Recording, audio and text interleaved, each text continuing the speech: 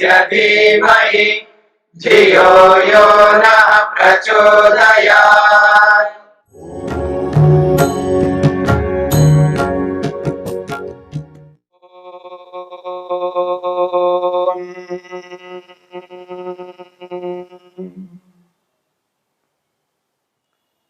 साधन पाद के 24वें सूत्र को लेकर के हम विचार कर रहे हैं। तस्य हेतुर अविद्या, ये जो संयोग होता है आत्मा और शरीर के साथ में, आत्मा इंद्रियों के साथ में, आत्मा और मन के साथ में, आत्मा और इस संपूर्ण संसार के साथ में जो संयोग होता है, इसके पीछे यदि कोई कारण है वो है अविद्या। जब तक अविद्या रहेगी तब तक यह संयोग बना रहेगा, और जैसे ही अविद्या हट जाती है तो संयोग हट जाता है। और संयोग का हटना ही मोक्ष है। इस बात को न जानकर, न समझकर व्यक्ति कहता है जो तत्वज्ञान प्राप्त हो चुका है, जो तत्वज्ञान विद्यमान है, तत्वज्ञान के रहते हुए मोक्ष नहीं हो पाया, तो अब तत्वज्ञान हट गया है, मन ही नहीं रहा है, शरीर ही नहीं रहा है, न रह करके मोक्ष को कैसे दिला पाएगा ये तत्वज्ञान। ऐसी आशंका को लेकर के एक आख्यान को प्रस्तुत किया गया। हमने प्रश्न को समझने का प्रयत्न किया। अत्र कश्चित् षण्डकोपाख्यानेन उद्घाटयति, इस बात को एक षण्डक नामक नपुंसक व्यक्ति के आख्यान के द्वारा इस तथ्य को उद्घाटित किया जाता है। किस प्रकार से? मुग्धया भार्यया अभिधीयते षण्डका आर्यपुत्र, अपत्यवती में भगनी किमर्थम न अहम इति। एक पत्नी अपने पतिदेव से कह रही है, हे षण्डका, षण्डक कहते हैं नपुंसक को, हे आर्यपुत्र, हे आर्यपुत्र, अपत्यवती में भगनी, मेरी बहन संतान वाली हो गई है, मेरी बहन संतान वाली हो गई है, मैं बड़ी हूं, वो छोटी है मुझसे, मेरे बाद में उसकी शादी हुई है, मेरी शादी तो बहुत पहले से हुई है, मेरे से छोटी होकर के भी वो संतान वाली हो गई है, अपत्यवती में भगनी, कथम न अहम इति, मैं क्यों नहीं हो पा रही हूं संतान वाली, मेरे को भी तो संतान चाहिए। यह बात एक पत्नी कह रही है, मोह से ग्रस्त होकर के, अविद्या से ग्रस्त होकर के बात कह रही है। पति कहता है स ताम आह, वो पति पत्नी से कह रहा है, क्या कह रहा है? मृतस्ते पुत्रम अहम उत्पादयिष्यामि, मृतस्ते अहम पुत्रम उत्पादयिष्यामि इति। उसे गुस्सा आ गया, क्रोध आया, उसने कहा मृतस्ते अहम अपत्यम उत्पादयिष्यामि, तू चिंता मत कर, परेशान नहीं हो, चिंता बिल्कुल नहीं करना, मैं मर जाऊंगा, उसके बाद संतान उत्पन्न कर लूंगा। मृतः मर करके, मृतः अहम मृतः, मैं मर करके, तेरे लिए पुत्रम पुत्र को उत्पादयिष्यामि, उत्पन्न करूंगा, मर करके तेरे लिए मैं पुत्र को उत्पन्न कर लूंगा, चिंता मत करना। गुस्से से, क्रोध से वो कह रहा है एक पत्नी से।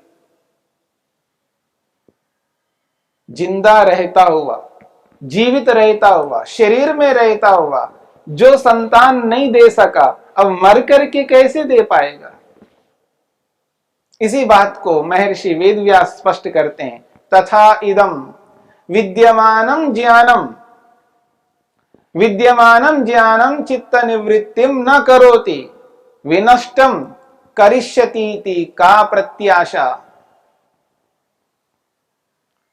वो कहते हैं विद्यमानम ज्ञानम, जो वर्तमान में विवेक ख्याति विद्यमान है, तत्वज्ञान विद्यमान है, विद्यमान होकर के वो मोक्ष को नहीं दिला पाया, मुक्ति को दिला नहीं पाया। विनष्टम करिष्यतीति का प्रत्याशा, अब वो नष्ट होकर के उस मुक्ति को दिला देगा, ऐसा क्या हम आशा कर सकते हैं?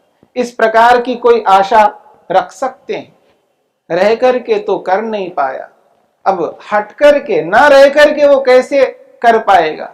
जैसे एक पति जीवित रहता हुआ पुत्र नहीं दे पाया, अब मर करके वो कैसे पुत्र को दे पाएगा? ऐसा ही ये कथन है। इस संदर्भ को लेते हुए यहां पर बात कही जा रही है, जो पति जीवित रह करके संतान नहीं दे सका, अब वो मर करके संतान देगा, इसकी कोई आशा की जा सकती है? नहीं की जा सकती है। इस बात को सभी जानते हैं। ठीक इसी प्रकार जो ज्ञान, जो विवेक ख्याति विद्यमान है, अभी है, विद्यमान होकर के ये विवेक ख्याति मोक्ष को नहीं दिला सकी, अब मन ही नहीं रहा, चित्त ही नहीं रहा, वो विवेक ख्याति भी मन के साथ चली गई है, अपने कारण में विलीन हो गई है। अब वो मोक्ष को, मुक्ति को कैसे वो दिला पाएगी? वो विवेक ख्याति जैसे पति नहीं दिला पाया जीवित रहते हुए, अब न रह करके वो दिला पाएगा? नहीं दिला पाएगा। ठीक इसी प्रकार यह विवेक ख्याति विद्यमान होकर के भी नहीं दिला सकी, अब न रह करके कैसे दिला पाएगी? ऐसा कथन यहां पर है। अब इसका समाधान महर्षि वेदव्यास करते हैं। तत्र आचार्य देशीयो वक्ति, इसका समाधान एक ऐसा व्यक्ति दे रहा है जो आचार्य के स्थान पर है, यानी आचार्य नहीं दे रहा है। इसका समाधान तो मैं क्या, मेरा शिष्य ही दे पाएगा। ये तो साधारण बातें हैं, ये कोई विशेष बात नहीं है। आपने कोई ऐसी बात नहीं की है जिससे कि इसका उत्तर मैं ही दूं। इसका उत्तर तो कोई भी दे सकता। आचार्य देशीय, अभी आचार्य नहीं बना है, वो तो शिष्य है, विद्यार्थी है, वो ही दे देगा इसका उत्तर। ये तो साधारण सी बात है। आपने इस बात को जाना ही नहीं है। आप जो प्रश्न कर रहे हो, ये प्रश्न ही अनुचित है, अप्रासंगिक है। मोक्ष को आपने जाना ही नहीं, समझा ही नहीं है। जिस मोक्ष को नहीं जाना उसके ऊपर आपने प्रश्न किया, इसलिए इसका समाधान मैं नहीं दूंगा। आचार्य कह रहे हैं मैं नहीं दूंगा, इसका समाधान तो मेरा शिष्य देगा। तत्र आचार्य देशीयो वक्ति, आचार्य के स्थान पर शिष्य इसका समाधान कर रहा है। ननो बुद्धि निवृत्तिरेव मोक्ष, ननो बुद्धि निवृत्तिरेव मोक्ष। आपने ये जो बात कही है, इस बात को समझने का प्रयत्न करना। वो कहते हैं बुद्धि निवृत्तिरेव मोक्ष, मन का हटना ही तो मोक्ष है। आपने क्या समझा?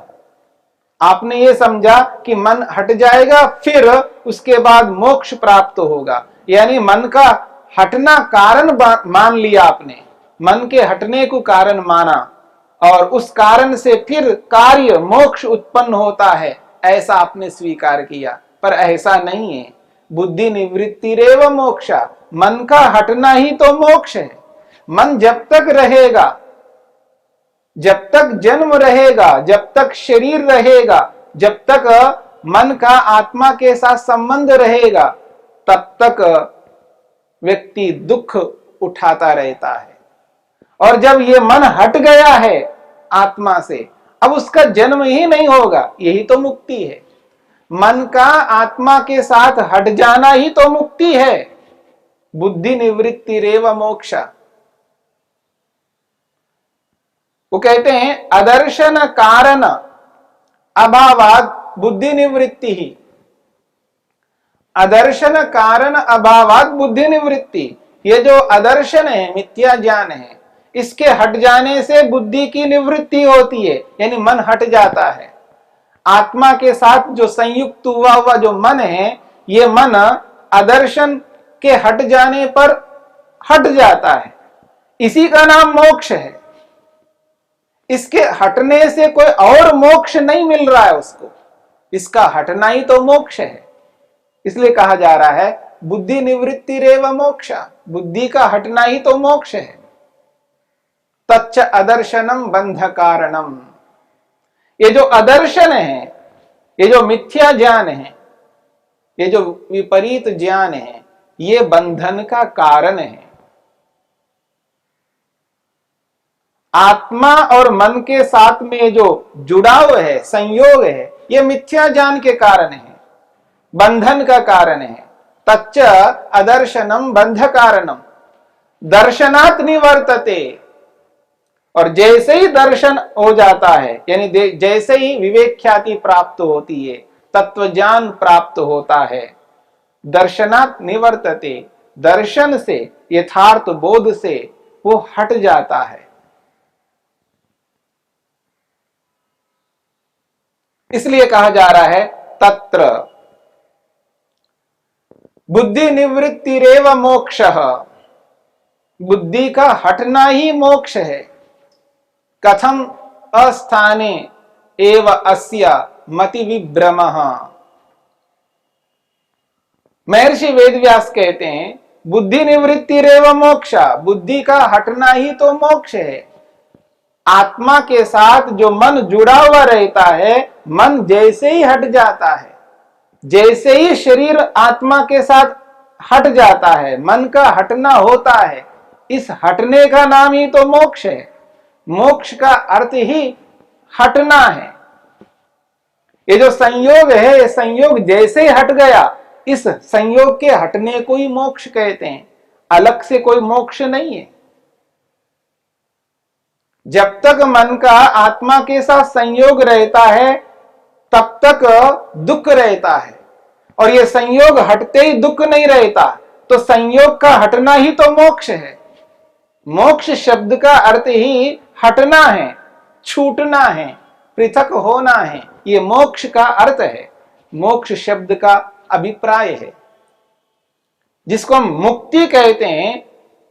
ये जो मुक्ति है, ये मुक्ति जो है हटने का नाम है, पृथक होने का नाम है। ये जो संयोग बना हुआ है आत्मा और मन के साथ में, ये संयोग जैसे ही हट गया, जैसे ही आत्मा मन से पृथक हो गया, मन के साथ पृथक होना ही मोक्ष कहलाता है। इसलिए अस्ताने, जो प्रसंग ही नहीं है, बिना प्रसंग के उस व्यक्ति को मति विभ्रम हो रहा है, भ्रांति हो रही है। उसने ये समझ लिया है संयोग हटना, संयोग का हटना कारण है और इसका कार्य मोक्ष है, ऐसा मान लिया है। पर ऐसा नहीं है, संयोग का हटना ही मोक्ष है। इसी को मुक्ति कहते हैं। मुक्ति यानी मुक्त होना। जैसे ही संयोग बना हुआ है, वो संयोग का वियोग होता है, इस वियोग का नाम, इस हटने का नाम ही मोक्ष है। अब आत्मा का दोबारा इस मन के साथ संयोग नहीं होगा। क्यों नहीं होगा? क्योंकि अविद्या नहीं है, मिथ्या ज्ञान नहीं है। मिथ्या ज्ञान को समाप्त कर लिया। जब व्यक्ति मिथ्या ज्ञान को समाप्त करता है तो तत्वज्ञान उत्पन्न होता है, और तत्वज्ञान उत्पन्न होते ही मन का आत्मा के साथ जो संयोग बना हुआ है, वो संयोग हट जाता है, और संयोग के हटते ही वो छूट गया है। संयोग का हटना ही तो मोक्ष है। अब छूट गया किससे? दुख से। दुख से पृथक हो गया। क्यों? संयोग ही नहीं रहा। तो इस संयोग का न रहना ही मोक्ष कहलाता है। इस बात को न समझ करके जो बिना प्रसंग का ही उसने प्रश्न किया, इसलिए ये जो षंडक का उपाख्यान है यहां पर लागू नहीं होता, इसके साथ जुड़ता नहीं है। ये बात सही है, ये बात उचित है कि जब वो विद्यमान है षंडक, जब तक जीवित है तब तक वो पुत्र को नहीं दे पाया, अब मरने के बाद कैसे दे पाएगा? क्योंकि पुत्र का आना कार्य है, पिता के होने पर पुत्र आएगा, वो एक अलग बात है। पर यहां वैसा नहीं है, यहां संयोग का हटना कारण नहीं है और मुक्ति का प्राप्त होना कार्य नहीं है। इन दो बातों को समझने का प्रयत्न करना। संयोग का हटना एक अलग और मुक्ति का मिलना एक अलग, ऐसा यहां पर नहीं है। मुक्ति अलग और संयोग का हटना अलग नहीं है। संयोग का हटना कारण हो और मुक्ति का मिलना कार्य हो, ऐसा बिल्कुल नहीं है। यहां कोई कार्य कारण संबंध है ही नहीं है। जहां कार्य कारण संबंध ही नहीं है वहां पर आप कार्य कारण संबंध को ला करके आक्षेप कर रहे हो, और उसके विषय में आपने उदाहरण भी ऐसा दिया है जहां कार्य कारण संबंध का है। उदाहरण ही गलत है आपका। इसलिए इस बात को समझने का प्रयत्न करना। मुक्त होना, मोक्ष को प्राप्त होना, अपवर्ग को प्राप्त होना, इसका जो अभिप्राय है वो यही है कि आत्मा का जब मन के साथ संयोग हट जाता है, संयोग का हटना ही मुक्ति है, मोक्ष है। और ये जो संयोग हटता है ये किस कारण से हटता है? वो दर्शन से हटता है। हां, इस मुक्ति का कारण आप दर्शन को मान सकते हैं। दर्शन यानी तत्वज्ञान, यथार्थ बोध। जैसे मिथ्या ज्ञान संयोग का कारण बनता है, ऐसे ही दर्शन वियोग का कारण बन सकता है। पर वियोग कारण नहीं बनता मोक्ष का, क्योंकि वियोग का नाम ही मोक्ष है। इसलिए इस वियोग रूपी मोक्ष का कारण दर्शन तो हो सकता, पर वियोग मोक्ष का कारण नहीं हो सकता। इसलिए जो कारण नहीं है उसको आपने कारण माना है, यही आपने गलती की है। तो अदर्शन यानी मिथ्या ज्ञान, विपर्य ज्ञान, ये संयोग का कारण है। जब तक मिथ्या ज्ञान रहेगा तब तक संयोग बना रहेगा, और जैसे ही मिथ्या ज्ञान हटता है तो दर्शन आ जाता है, तत्वज्ञान उत्पन्न होता है। उस तत्वज्ञान से संयोग हट जाता है, और संयोग का हटना ही मोक्ष है, मुक्ति है, अपवर्ग है। इसलिए दर्शन मोक्ष का कारण बनता है, संयोग का हटना कारण नहीं है, क्योंकि संयोग का हटना साक्षात मोक्ष कहलाता है। इस बात को समझने का प्रयत्न करना। संयोग अविद्या और वियोग विद्या दर्शन। अदर्शन यानी अविद्या ये संयोग का कारण है, और वियोग का कारण विद्या दर्शन है। यही इस बात को लेकर के महर्षि पतंजलि ने, वेदव्यास ने इस 24वें सूत्र में स्पष्ट किया है।